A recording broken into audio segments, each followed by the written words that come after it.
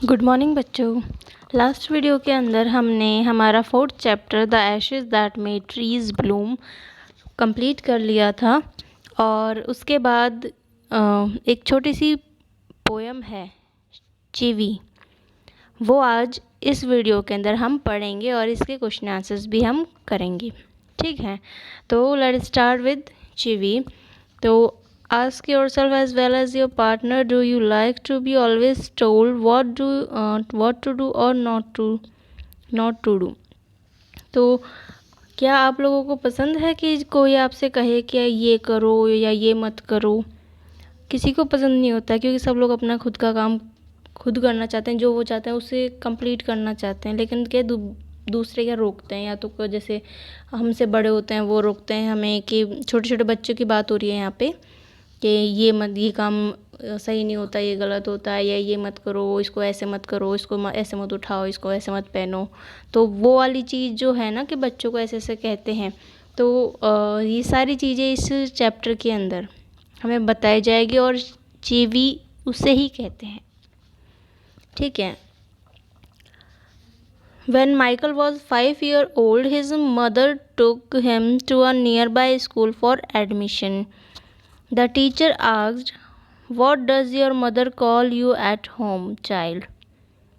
तो यहाँ पे देखिए, इस स्टोरी का जो मेन, ये जो पोएम है, इसका जो मेन उन्होंने जो रेफरेंस दिया है वो क्या दिया है, कि एक बच्चा है जिसका नाम है माइकल, और वो कितने साल का है? 5 years old। ठीक है, तो एक बार क्या होता है कि उसकी मदर उसको लेकर पास के नियर बाय स्कूल के अंदर एडमिशन कराने के लिए संग में लेके जाती है। वहाँ पे टीचर माइकल से पूछते हैं कि what does your mother call you at home, child, कि तुम्हें तुम्हारी मम्मी घर पे क्या बुलाती हैं? Michael don't came the confident reply. तो माइकल ने क्या कहा कि माइकल तो नहीं बुलाती हैं। ठीक है। To chivvy is to nag, to continuously urge someone to do something. यहाँ पे डेफिनेशन दी गई है, चीवी क्या होता है। To nag means to continuously urge someone, टोकना किसी को, कंटिन्यूसली टू डू समथिंग, कुछ करने से, ऑफन इन एन एनोइंग वे, और मना करने के तरीके से, अकॉर्डिंग टू द डिक्शनरी। ठीक है, तो अब हम करते हैं रीड द पोएम नाउ। अब पढ़ते हैं हम कि माइकल की इस स्टोरी के अंदर उसके साथ क्या क्या होता है, उसको किस किस चीज़ के लिए मना किया जाता है। ठीक है, तो grown up says things like, कि बड़े बच्चे जो होते हैं या बड़े होते हैं, ग्रोन अप्स यहाँ पे बड़ों के लिए कहा गया है, तो वो ये चीज़ें कहते हैं जैसे कि speak up, don't talk with your mouth full. ठीक है, तो यहाँ पे हर लाइन में वो हर बातें, हर चीज़ के लिए, किस चीज़ के लिए मना है, किस चीज़ के लिए क्या करने के लिए कहा जा रहा है, वो हर एक लाइन में सेपरेटली बताया गया है। ठीक है, जैसे स्पीकअप, वो कहते हैं अब बोलो, तो तब बोलना पड़ता है। और फिर don't talk with your mouth full, कि मुंह भर कर बातें मत करो, मीन्स जब हम खाना खाते हैं तब हमें टोकते हैं कि खाना खा रहे हो तो मुंह बंद करके खाओ, बातें मत करो खाना खाते टाइम। डोंट स्टेयर, के घूरो मत। डोंट पॉइंट, के इशारा मत करो। डोंट पिक योर नोज़, पर सबके सामने मेरी नाक मत हमारी नाक मत कटाओ। सिट अप, बैठो, बैठ जाओ। से प्लीज़, बोले हमेशा प्लीज़ बोलो। लेस नॉइज़, कम आवाज़ करो। Shut the door behind you, दरवाज़ा बंद करके आओ। डोंट ड्रैग योर फीट, अपने पैरों को मत घसीटो। Haven't you got a hanky, क्या तुम्हारे पास कोई हैंकी नहीं है? Take your hands out of your pockets, अपनी पॉकेट से हाथों को बाहर निकालो। ठीक है, और ये देखो और क्या कहते हैं, पुट योर सॉक्स अप, कि अपने सॉक्स ऊपर खींचो। स्टैंड अप स्ट्रेट, बोले सीधे खड़े हो जाओ। से थैंक यू, बोले थैंक यू बोलो। डोंट इंटरप्ट, बोले बीच में मत टोको, इंटरप्ट करना यानी टोकना, तो डोंट इंटरप्ट। मीन्स बीच में मत बोलो या बीच में मत टोको। No one thinks you are funny. तो कभी कभार ऐसा होता है कि बच्चे ना कोई जोक सुनाते हैं कि ये सोच के कि दूसरे भी हंसेंगे, तो कभी कभार ये होता है कि बड़ों को हंसी नहीं आती है और वो क्या कहते हैं उन्हें, no one thinks you are funny, क्योंकि किसी को तुम्हें देखकर हंसी नहीं आ रही है। Take your elbow off the table, कि अपनी एल्बो को, अपनी कोहनी को टेबल से हटाओ। Can't you make your own mind up about anything, क्या तुम कोई काम अपने दिमाग से नहीं कर सकते हो। माइकल रोजन, ठीक है, तो माइकल रोजन की ये स्टोरी है। तो इसमें हमने देखा कि उन्होंने बताया है कि उनके बचपन में उनको बहुत सी चीज़ों के लिए मना किया था, ऐसे किया, ऐसे करो, यहाँ कोने मत रखो, यहाँ टेबल पे ऐसे करो, ऐसे मत घूरो, ऐसे इशारे मत करो, या ऐसे सॉक्स को खींच खींच के स्ट्रेट पहनो, थैंक यू बोलो, सॉरी बोलो, और अपने दिमाग से करो जो भी काम करना है, और पैरों को मत घसीटो। मतलब बहुत सारे ऐसे वर्ड्स थे जो बच्चों को टोका जाता है कि वो ना करें, या उन्हें बोला जाता है कि ऐसे करने के बजाय ऐसे करो। ठीक है, तो ये ही हमारी जो पोएम है वो हमें यही सिखाती है कि बच्चे को जो चीज़ मना की जाती है वो असल में सही चीज़ें ही होती हैं, लेकिन ये बच्चे उस वक्त नहीं समझ पाते हैं, लेकिन जब बड़े हो जाते हैं, जब इस चीज़ को पता चल जाता है उनका। ठीक है, तो अब हम करेंगे इसके क्वेश्चन आंसर्स। ठीक है, माइकल रोजन इसके पोइट हैं इस पोएम के, और अब हम करेंगे वर्किंग विद द पोएम। ये 4 क्वेश्चन हैं पोएम से रिलेटेड, तो इन चारों के क्वेश्चन आंसर्स मैं करवाऊंगी। फर्स्ट के अंदर ये जो है, इसके अंदर आपको एक क्वेश्चन दिया गया है और उसके नीचे की लाइन दी गई है, तो उसका हमें आंसर बताना है। इन तीनों में, फर्स्ट वाले में डिस्कस करना है इसमें स्मॉल ग्रुप में। ठीक है, तो फर्स्ट है अपना, discuss this questions in small groups before you answer them. First है, when is a grown up likely to say this, कि ये बात ग्रोन अप मतलब बड़े कब कहते हैं। Don't talk with your mouth full, don't talk with your mouth full, ये लाइन बड़े कब कहते हैं। तो इसका आंसर देखिए, तो ये देखिए फर्स्ट क्वेश्चन का फर्स्ट पॉइंट का आंसर देखिए, the elder say this when we are talking with eating food in our mouth. Elder हमें ये चीज़ don't talk with your mouth full, ये लाइन कब कहते हैं। एल्डर से दिस व्हेन तब कहते हैं जब हम मुंह के अंदर, अपने माउथ के अंदर खाना खा रहे हों, फूड खा रहे हों, और खाते खाते हम बात कर रहे हों, तब हमें बड़े खाना खाने के टाइम पर ये बात बोलते हैं। ठीक है, अब देखते हैं सेकंड क्वेश्चन। सेकंड पॉइंट है, ये देखिए, when are you likely to be told this, आपको बड़े ये लाइन कब कहेंगे। Say thank you, say thank you बड़े हमें कब बोलने को बोलते हैं, थैंक यू बोलने के लिए कब बोलते हैं। इसका आंसर देखिए, ये देखिए सेकंड का answer, when are you likely to be told this say thank you, तो इसका आंसर है when someone gives us something, जब कोई हमें कुछ भी चीज़ देता है। Then we are asked to say thank you to him, तब हमें उसे थैंक यू कहकर बोलना चाहिए। ठीक है, तो अब इसके बाद है अपना थर्ड पॉइंट, थर्ड क्वेश्चन देख लीजिए। ये देखिए सेकंड के बाद थर्ड पॉइंट है अपना, when do you think an adult would say this, आपको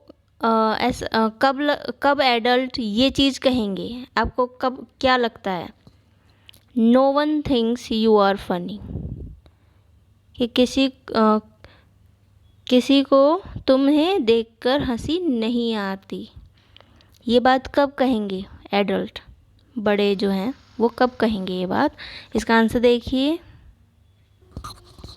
तो थर्ड पॉइंट का आंसर देखिए, when we make some funny act to attract the attention of other, जब हम दूसरों का अटेंशन अपनी तरफ खींचना चाहते हैं और उसके लिए हम कुछ फ़नी एक्ट करते हैं, तब then adult would say like this, और फिर तब एडल्ट हमें ये लाइन कह सकते हैं और या कहेंगे, no one thinks you are funny. ठीक है, तो अब हम करेंगे, फर्स्ट के तीनों पॉइंट्स हो गए हैं, अब करेंगे हम second question.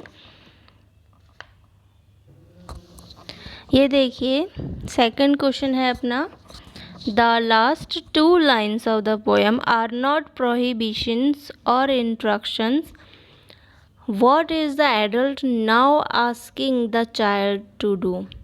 Do you think the poet is suggesting that this is unreasonable? Why? इस क्वेश्चन में राइटर बोल रहा है कि लास्ट जो 2 लाइन्स हैं जिसमें हमारा ये चैप्टर कंप्लीट हुआ है, वो 2 लाइन इस पोएम की कोई एडवाइस नहीं कर रही हैं या कोई ऑर्डर या इंस्ट्रक्शन नहीं दे रही हैं। What is the adult now asking the child to do? तो इस वाले लाइन के अंदर अब एडल्ट उस बच्चे से क्या पूछना चाह रहा है, क्या कहता है, वो अपन को बताना है। Do you think the poet is suggesting that this is unreasonable? और आपको क्या लगता है कि पोएट सजेस्ट कर रहा है कि ये अनरीजनेबल है, मतलब ये सुझाव ज़्यादा सही नहीं है, अनरीजनेबल है। और अगर आपको ऐसा लगता है तो आपको क्यों लगता है, वाई? ठीक है, तो इसका आंसर देखिए, तो ये देखिए सेकंड का आंसर, क्वेश्चन मैंने आपको वहाँ पे दिखा दिया था, इसका मैं डायरेक्ट आंसर लिख रही हूँ। देखिए, in the last 2 lines the adults are asking the child to think himself and to be independent in taking decisions in some matters. तो लास्ट लाइन में पोइट क्या कह रहे हैं कि एडल्ट्स जो हैं वो क्या कहते हैं चाइल्ड को, टू थिंक हिमसेल्फ, खुद के बारे में सोचने के लिए कहते हैं, एंड टू बी इंडिपेंडेंट, और खुद के मैटर्स को, खुद के जो भी मैटर्स होते हैं उन्हें सुलझाने के लिए वो उन्हें इंडिपेंडेंट बनाना चाहते हैं ताकि वो डिसीज़न ले सकें कि क्या सही है और क्या गलत है।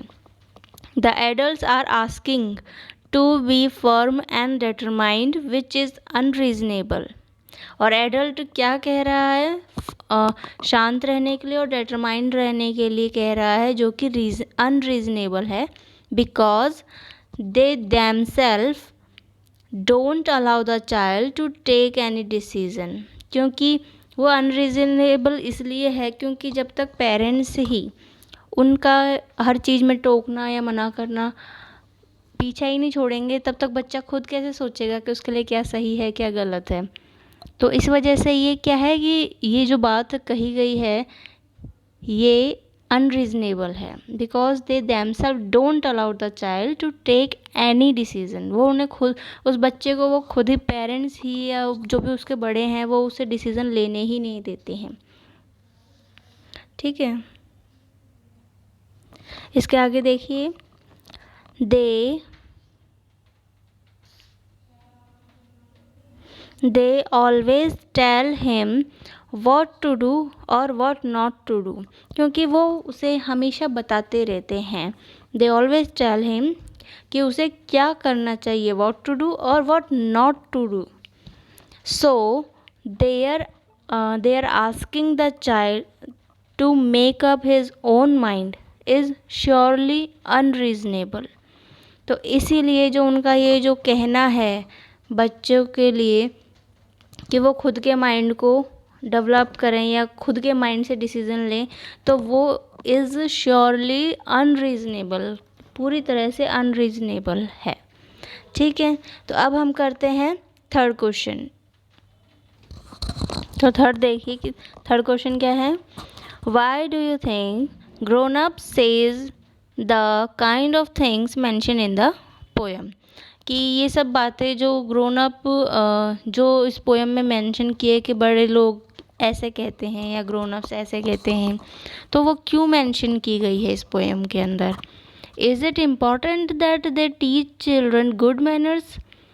क्या आपको लगता है कि ये सब इम्पोर्टेंट हैं बच्चे को अच्छी मैनर्स सिखाने के लिए, and how to behave in public, और पब्लिक में कैसे बिहेव करते हैं ये बच्चा इन सब चीज़ों से सीख जाता है।